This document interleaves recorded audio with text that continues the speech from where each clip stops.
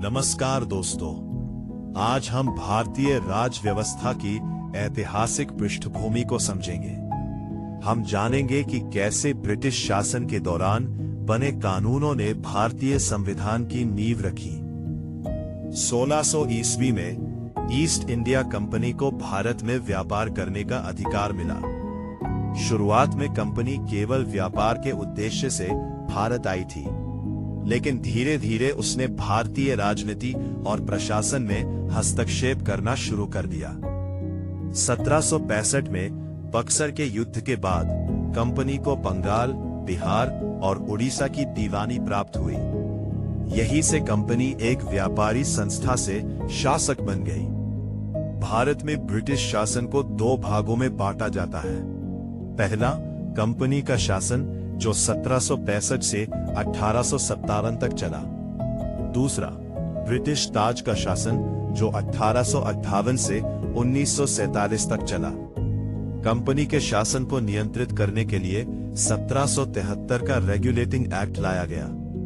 इसका उद्देश्य कंपनी में फैले भ्रष्टाचार और कुशासन को रोकना था। इस एक्ट के तहत पहली बार कंपनी के प्रशासनिक और राजनीतिक कार्यों को मान्यता मिली। ब्रिटिश सरकार के प्रति जवाबदेही तय की गई और भारत में केंद्रीकृत प्रशासन की शुरुआत हुई। बंबई और मद्रास के गवर्नरों को बंगाल के गवर्नर जनरल के अधीन कर दिया गया। बंगाल के गवर्नर को अब बंगाल का गवर्नर जनरल कहा जाने लगा।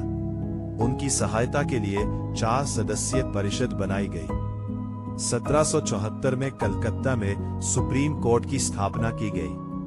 भ्रष्टाचार रोकने के लिए कंपनी कर्मचारियों के निजी व्यापार और रिश्वत लेने पर रोक लगाने की कोशिश की गई। इसके बाद 1784 का पिट्स इंडिया एक्ट आया। इस एक्ट ने कंपनी के कार्यों को 2 भागों में बांटा दिया। व्यापारिक मामलों को कोर्ट ऑफ डायरेक्टर्स देखेंगे और राजनीतिक मामलों को बोर्ड ऑफ कंट्रोल। यहीं से भारत में द्वैध शासन की शुरुआत हुई।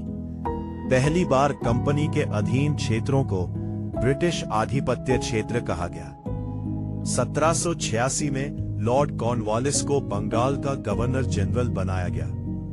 उन्हें विशेष परिस्थितियों में अपनी परिषद के निर्णय बदलने और कमांडर इन चीफ की शक्तियां भी दी गई। 1793 के चार्टर एक्ट ने कंपनी के व्यापारिक अधिकारों को अगले 20 वर्षों के लिए बढ़ा दिया। गवर्नर जनरल की शक्तियों का विस्तार किया गया और कंपनी कर्मचारियों का वेतन भारतीय राजस्व से दिया जाने लगा।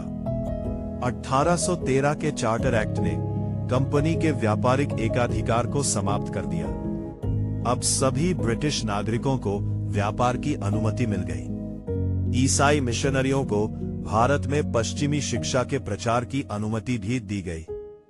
1833 का चार्टर एक्ट केंद्रीकरण की दिशा में महत्वपूर्ण कदम था। बंगाल का गवर्नर जनरल अब पूरे भारत का गवर्नर जनरल बन गया। लॉर्ड विलियम बेंटिक पहले गवर्नर जनरल बने। मद्रास और बंबई की विधायी शक्तियां समाप्त कर दी गई। कंपनी की व्यापारिक गतिविधियां बंद कर उसे केवल प्रशासनिक संस्था बना दिया गया। 1893 का चार्टर एक्ट संवैधानिक विकास का महत्वपूर्ण पड़ाव था।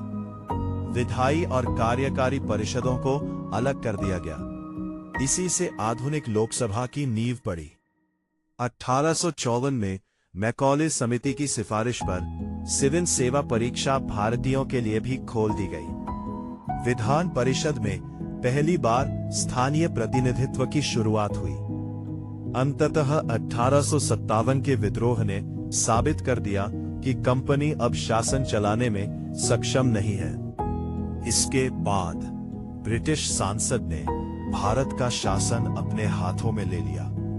ईस्ट इंडिया कंपनी का शासन समाप्त कर दिया गया और भारत पर सीधे ब्रिटिश ताज का शासन शुरू हो गया। इसी के साथ कंपनी शासन का अंत हुआ और भारत में ब्रिटिश क्राउन शासन की शुरुआत हुई।